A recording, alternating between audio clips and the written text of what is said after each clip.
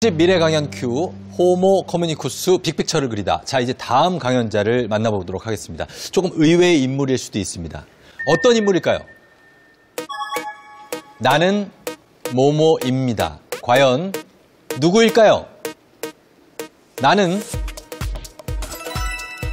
11년차 연예인 여자입니다. 아주 귀여운 소개인데요. 그렇죠? 나는 11년차 연예인 여자입니다. 자, 그렇습니다. 과연 이분이 어떤 분일지 바로 모셔보겠습니다. 나와주세요.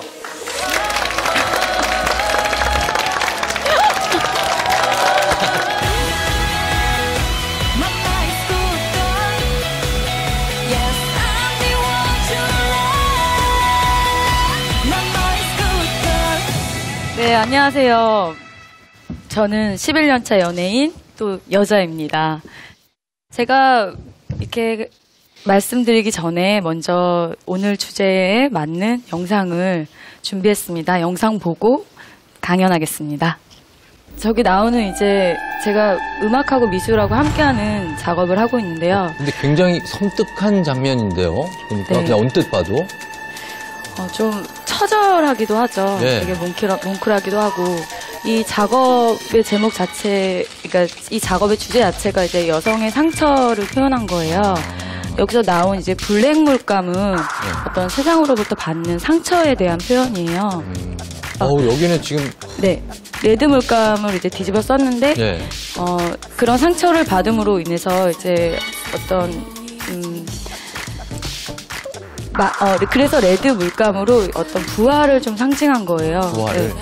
우리는 상처를 받으면서 살아가지만 그 속에서 또 강하게 버티려고 하는 그런 부활의 힘이 있다라고 생각해서 이제 레드 물감으로 이 에너지를 좀 표현을 해봤어요. 지금 보이는 네. 관객들 자체를 저는 좀 사건의 어떤 방관자로 좀 표현을 해봤고요. 그리고 지금 이렇게 하얀색 페인팅 물감을 뿌리는 거는 네. 우리가 살아가는데 이제 상처를 받긴 하지만 상처를 지우려고 우리는 자꾸 무엇을 치장하고 하려고 하지만 사실 아무리 하얀색 물감을 뿌려도 우리의 상처는 덮어지는 것이 지워지는 것이 아니다라고 생각이 들어서 이렇게 하얀색 페인트를 부었는데요. 네. 보시다시피 이거는 화이트가 되지 않아요. 회색이 되죠. 그렇죠. 네, 저 때 이제 그 퍼포먼스하고 딱 음악이 끝난 다음에 정적이 흐를 때 저 페인팅 하얀색 물감을 뿌렸는데 네. 그때 막 많은 분들이 되게 많은 생각을 각자만의 방식으로 네. 하더라고요. 박수 한번 보내주세요.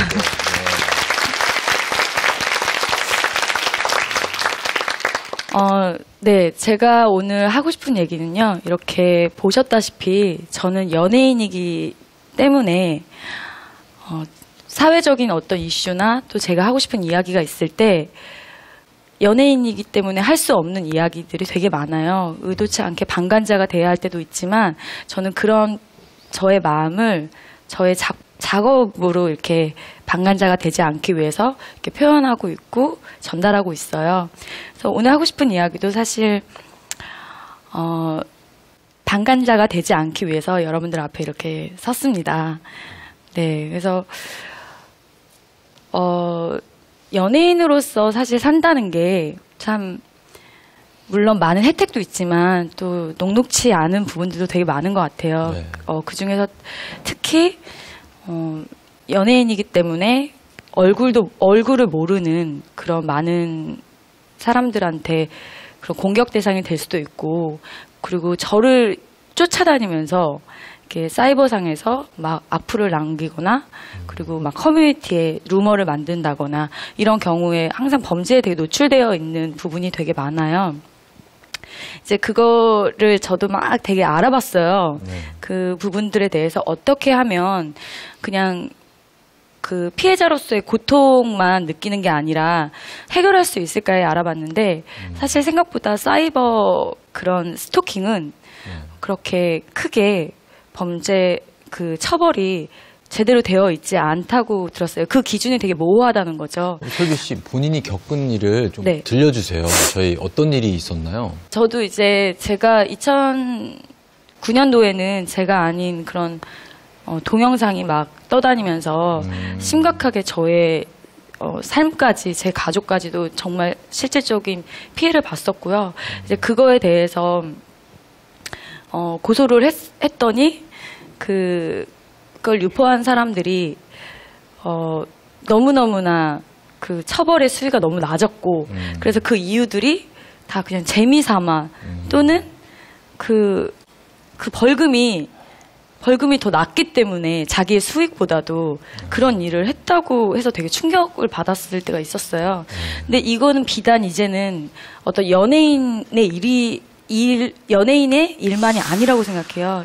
그러니까 요즘에도 막 많은 이슈들을 보면 그 사이버에서 일어나는 것들이 되게 많고 그거를 넘어와서 이제 오프라인 세상에서도 엄청난 스토킹 범죄가 많이 일어나고 있는데 2008년도에 어떤 통계적인 성폭력에 관한 통계적인 걸 보니까 그 성폭력에 대한 처음의 시작이 스토킹 범죄로부터 시작되는 게 되게 많다고 하더라고요. 실질적으로 우리한테 지금 스토킹의 범죄에 대한 그 처벌 수위가 굉장히 저는 낮다고 들었어요.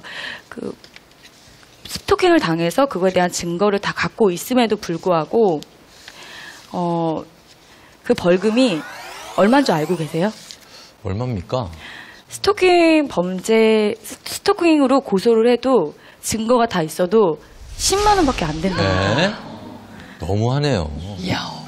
말도 안 저도 된다. 그 이야기를 듣고 너무 충격이었어요. 사실 저희는 그 온라인 세상에서 많은 스토킹을 당하고 있다고 생각하거든요. 그러니까 악플러들을 포함해서 그 계속 저한테 집착하는 그런 많은 그 악성 댓글들 중에서도 저는 되게 스토킹을 당하고 있다고 생각해요. 그럼요. 그거에 대해서도 처벌이 강화되어야 한다고 생각하고 또 오프라인 세상에서 일어나는 정말 우리의 일반적인 스토킹에 대한 부분이 큰 범죄로 이어질 수 있는데 그 부분에 대해서 저희가 너무 간과하고 있는 게 아닐까라는 생각으로 여러분들의 의견을 모아봤으면 좋겠고요. 그래서 나는 2018년 대한민국의 스토킹에 대한 보호 대책 마련을 제안합니다.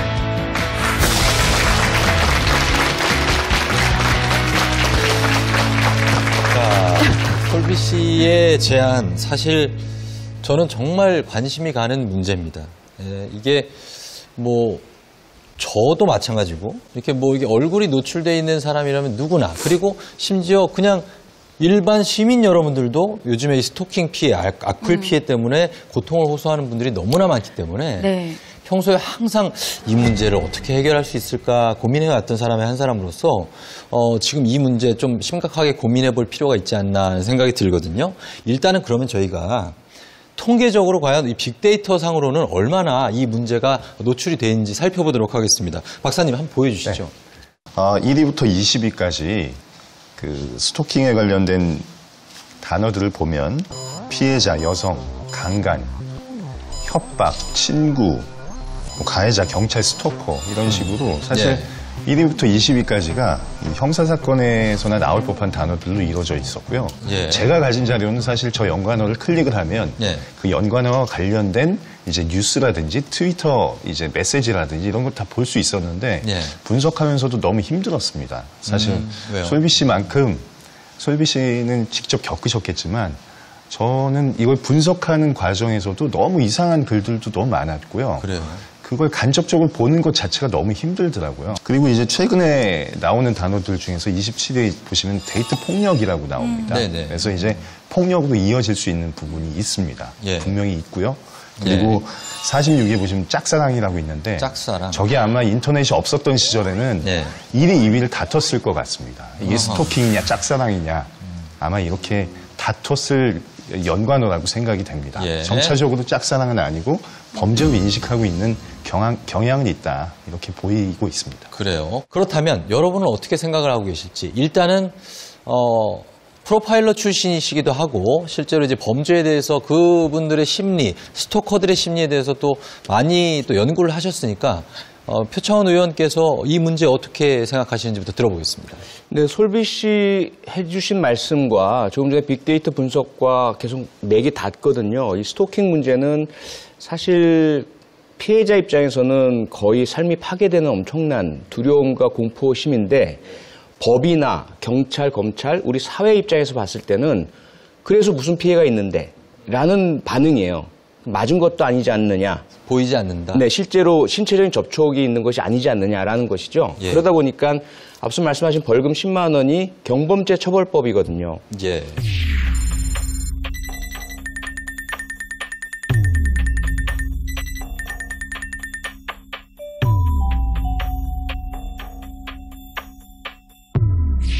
그러니까 거리에 휴지를 버리는 행위와 같이 취급을 받고 있는 겁니다. 그러네요. 그런데 저희들이 통계를 보면은 우선은 우리나라에서 얼마나 많은 스토킹이 있느냐 알 수가 없어요. 범죄가 아니니까 통계가 정리가 안 돼 있거든요. 예. 그런데 상담소에 내가 이런 피해가 있어요라고 상담 의뢰를 하신 분들을 보면 그중에 98.6%가 여성분들이에요. 아, 98%가. 네, 현실적으로 여성분들이 많은 피해를 입고 계시고요.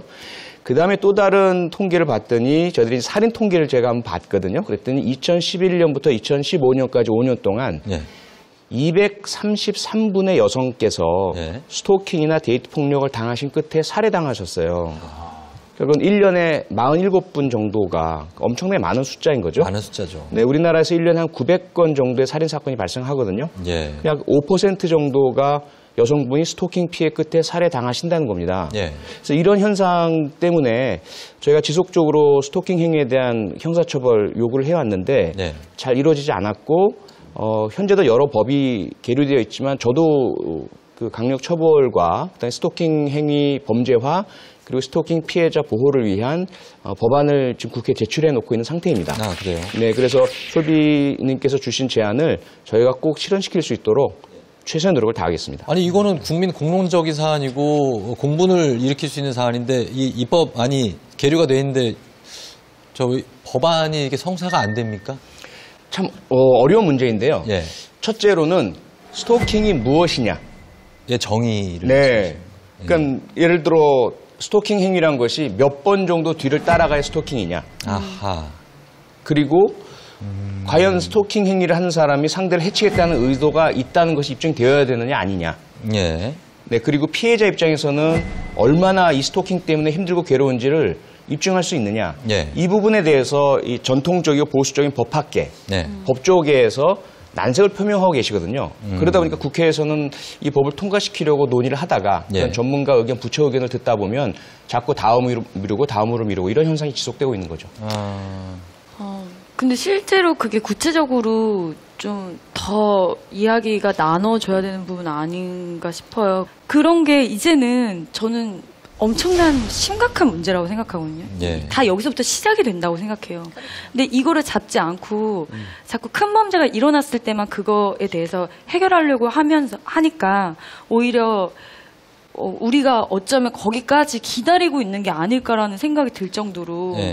네. 이거는 맞습니다. 사실 방조죠, 방조. 예, 그러니까 참 안타까운 게 1980년대 미국에서 네. 레베카 셰퍼라는 유명한 여자 배우분이 네. 스토킹 피해를 계속 당하셨어요. 네. 경찰에 신고했더니 뭐 법에 아무런 처벌 근거가 없기 때문에 우리는 할 수 없다. 그러다 결국은 그 레베카 셰퍼라는 여배우가 피살당했거든요. 그 스토커한테. 아하. 그리고 나서 미국은 우리가 법을 안 만들어서 이런 일이 생겼구나라고 네. 해서 스토킹 행위 처벌법을 만들었어요. 예. 영국에서는 조금 있다가 여성 국회의원 한 분이 유사한 피해를 입으셨다가 결국 피살당하셨어요. 그러니까 소비님 말씀처럼 예. 우리가 그런 꼭 큰 피해를 당하기를 기다리고 있는 거냐. 네. 그러니까요. 그 말씀이거든요. 예. 그래서 저희가 계속 주신 말씀대로 스토킹 행위 처벌법에 대한 구체적인 내용들을 계속 지금 만들어서 제출하고 있어요. 조금 예. 더 구체적으로, 좀 더 구체적으로.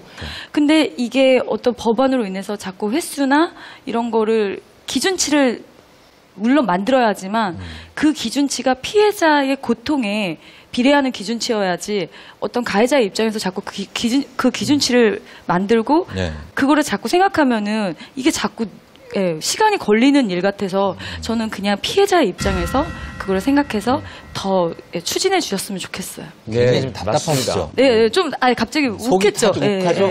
좀 아니 근데 그 그럴 수 말씀이 있어요. 정확한 게 사실 그동안 법이란 것이 범죄를 저질렀다고 의심받는 사람, 피의자죠. 이 예. 사람은 약한 개인이잖아요. 예. 국가 권력은 크잖아요. 검찰처럼. 그러니까 이 약한 피의자 중심으로 형사법이 만들어져 온 것이 사실이에요. 예. 그런데 성폭력, 아동학대라든지 스토킹 같은 것들은 조금 다른 영역의 문제거든요. 피해자들이 약자들이에요. 사회적 약자라서 이 피해를 신고하기도 어렵고 신고해서도 인정받기도 어렵고 네. 그다음에 피해에 대한 사후의 보상 지원도 받기 어렵거든요. 그렇죠. 그래서 세계적인 법학의 주류가 이런 피해자 중심 법을 만들어야 된다라는 것으로 옮겨가고 있어요. 우리가 조금 늦게 가고 있으니까 네. 지금 주신 말씀대로 우리가 함께 계속 논의했으면 좋겠습니다. 이 스토킹법이 이것도 좀 국회가 반성해야 되는 부분이 분명히 있습니다. 왜냐하면 이게 요번에만 나온 법이 아니에요. 이것도 그래요? 지금 한 18년 동안 여러 차례 발의가 됐던 법안입니다. 예. 그래서 그 전에도 우리가 이걸 충분히 공감하고 통과시킬 수 있었을 텐데도 불구하고 예. 그럼에도 불구하고 아직까지 못했다는 것이 굉장히 안타까운 부분이고요. 사실 근데 이런 그 솔비 씨 오늘 나와서 이렇게 강의를 해주시고 본인의 그 유명인으로서 사실 공인으로서 이렇게 좀 나누기 힘든 얘기잖아요. 이런 예. 걸 이렇게 나와서 얘기해 주시는 것이 도움이 됩니다. 왜냐하면 이걸 사회적 이슈로 끌어내야지만이 국민의 관심도 생기는 거고 또 유권자 국민의 관심이 생겨야지만이 또 국회가 안타깝게도 그런 관심이 있을 때 더 빨리 움직입니다. 그래서 네. 오늘 이제 솔비 씨가 나와서 이런 말씀해 주시는 것이 엄청난 도움이 될 거라고 저는 생각을 하고 네. 또 우리 의원님께서 표현님께서 지금 발의하신 법안도 네. 제가 알기로는 국회에서 그다지 큰 이견이 없습니다. 물론 네. 말씀하신 것처럼 스토킹이라는 게 과연 무엇인가 이거에 대한 정의는 우리가 내려야 됩니다. 왜냐하면 선의의 피해자가 나오면 또 안 되니까요. 그렇죠. 예. 그래서 그런 거에 대한 정의도 필요하고 정의를 굳이 얘기하자면 성희롱에 대한 정의가 우리가 있거든요.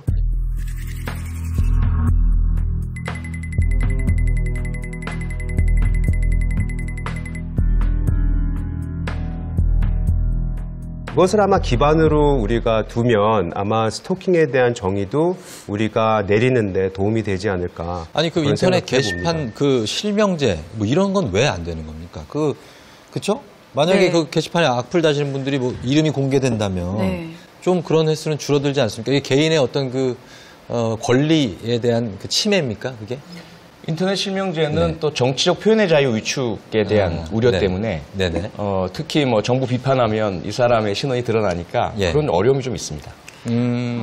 근데 좀 악플러들에 대한 그런 어떤 처벌에 대한 강화는 정말 예. 앞으로 온라인 세상이 더 커지는 만큼 엄청 커졌는데 저는 그건 분명히 필요하다고 생각이 들거든요. 아까 말씀하신 네. 부분도 사실 이제 우리가 사이버 커뮤니티에서 일어나고 있는 이런 악플러들에 대한 정의가 우리 사회가 이거를 어떻게 받아들여야 되는지에 대한 시간적 네. 경험이 많지가 않습니다. 예. 근데 예를 들어서 아까 경범죄 말씀하셨는데 장난 전화라는 부분이 있어요. 예전에 장난 전화 많이 했었죠. 근데 그 장난 전화도 괴롭힘으로 이제 되면은 여러 번 괴롭죠. 전화하고 거기 뭐 전자메일도 들어가 있고요. 예. 문자도 들어가 있는데 그게 어찌 보면 스토킹의 한 그거거든요. 그럼요. 예, 예. 그것도 근데 결정이 나도 그것도 10만 원밖에 안 내요.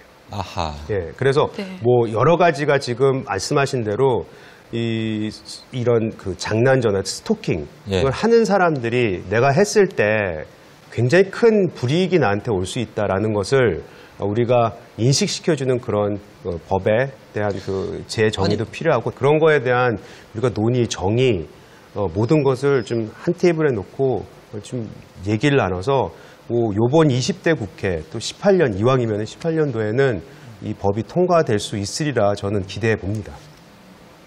어떻습니까? 이다도시 씨는 어떻게 생활하시면서 이런 스토킹을 직접적으로 경험해 보신 적이나 아니면 간접 목격하신 적이 있습니까? 그렇죠. 뭐 악플 같은 것들 너무나 많이 받았고요. 네. 이젠 뭐 마음이 상당히 많이 사실 강해졌거든요. 그래서 어떤 고통인지 너무나 잘 알아요. 더구나 아시다시피 제가 한국에서 이혼한 적 있거든요. 네.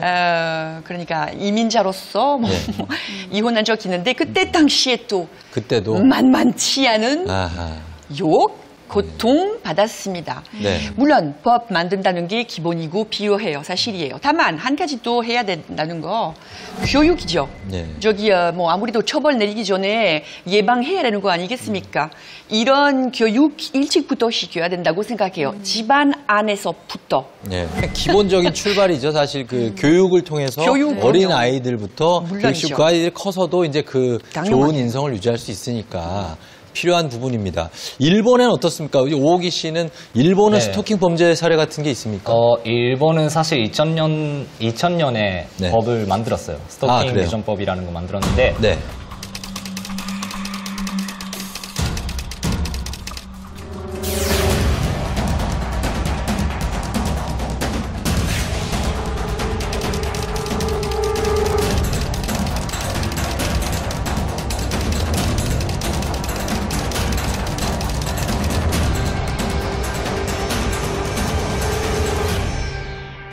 그것도 아까 말씀하신 것처럼 큰 범죄가 있어서 네. 그러니까 살인 사건이 나와서 예. 그래서 좀 필요하구나 아. 해서 만든 거예요. 예. 그 다음에 좀 더 뭐 계속 사건이 있어요. 사건이 있는데 우리가 그거를 개정하면서 네. 뭐 전자메일이 추가되면서 그리고 2016년에는 SNS 예. 스토킹도 규제가 되게 시작했어요. 예. 일본에서 아이돌 여가수가 팬으로 추정되는 20대 남성에게 흉기로 공격당해 중태에 빠졌습니다. 경찰은 이 남성이 도미타 마유의 미 남성의 것으로 추정되는 SNS 계정에서는 오랜 기간 도미타 마유의 SNS를 탐독하면서 댓글로 남긴 협박성 글들이 발견됐습니다. 최근 자신이 스토킹을 당하고 있다며 주변의 고민을 털어놨는데도 결국 끔찍한 범죄의 희생양이 그리고 아까 뭐 집을 아까 숨어 있으면 잡히냐? 우리는 잡혀요. 잡혀요? 그냥 함부로 집 근처를 이렇게 돌아다니는 것도 거기에 들어갔거든요. 예. 그러니까 모든 걸 갖춰서 한 번에 내자가 아니라 저는 단계적으로 내는 것도 나쁘지 않겠다 싶어요. 뭐 지금 당장 필요한 뭐 진짜 큰 거를 가지고 네. 딱 놓고 그거를 개정 조금씩 하는 거. 왜냐면 모든 걸 완벽하게 해서 내기가 어렵잖아요. 그러면 네. 계속 미루게 되니까 좀 설비 씨 같은 또 피해가 맞다 또 나올 거고. 근데 한국에서 느끼는 거는 이해가 안 되면 네. 화를 내는 경향이 있다라는 생각이 들었어요. 이해가 안 되면 화를 내요? 네. 그러니까 이게 여기 아닐까. 그러니까, 그러니까 대화가 아니라 예. 여기 먼저 나오는 거예요. 아. 그러니까 이거는 조금 대화가 안 되고 그리고 스토킹에 있어서도 이 사람이랑 헤어졌다. 예. 헤어졌는데 왜 헤어졌는지 몰라. 어. 그래서 계속 쫓아다니고. 예. 근데 또 차단해버렸다. 예. 그러면 거기서 화를 내서 사건을 저지른다.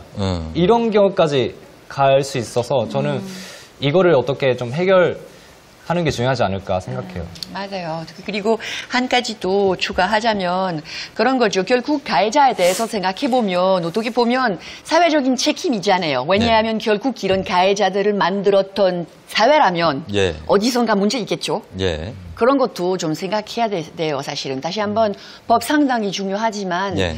교육, 예방, 그리고 다시 한번 우리에 대해서 생각해야 되는 것 생각해야 된다고 생각해요. 네, 저도 네. 사실 오늘 강연을 준비하면서 네. 이제 저도 이렇게 갑작스럽게 받은 제안이었어요, 솔직히. 근데 그 이유가, 그러니까 피디님께서 말씀하시길 스토킹을 이제 당한 피해자가 실제로 나와서 이제 말씀을 해주셨으면 좋겠는데 사실 다 꺼려한다고 말씀을 네. 하시더라고요. 그렇죠, 그렇죠. 근데 충분히 너무 이해하지만 제가 그럼에도 불구하고 제가 나와서 저도 어떻게 보면 되게 불편할 수 있는 자리인데 나와서 말씀드리는 이유 중에 하나는 우리는 피해자가 더 당당해져야 된다고 생각해요. 그러니까 네. 그런 용기를 드리고 싶은 거고 우리가 피해를 받은 거에 있어서는 우리는 법에 정확하게 법에 의지를 해야 되고 예. 그 법은 사회적 약자를 잘 보호할 수 있도록 어떤 신뢰를 줘야 한다고 생각하거든요. 예.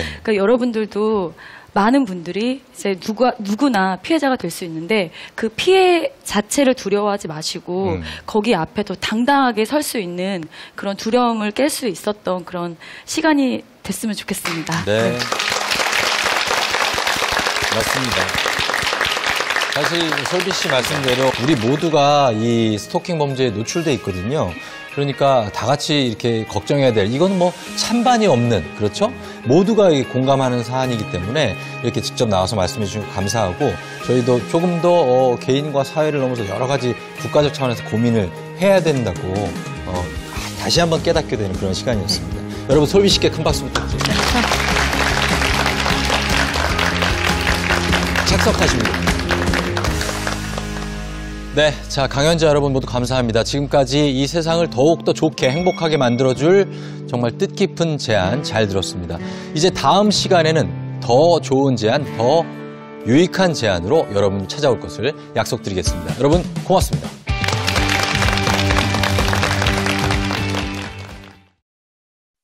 결코 평범하지 않은 분입니다. 4남매의 엄마입니다. 애가 4명이에요. 4명 키우고 있으면 끔찍하시거든요. 친정어머니를 이렇게 쳐다봤더니 차라리 팥밭을 매겠다 그러시잖아요. 제가 아이를 농사를 보니, 짓겠다 차라리. 국회의장이란 도대체 뭐냐? 제가 의장 끝나고 나서 물어보면 아저씨 뭐 했죠? 국회의장에서? 아 그래? 국회의장이 뭐죠?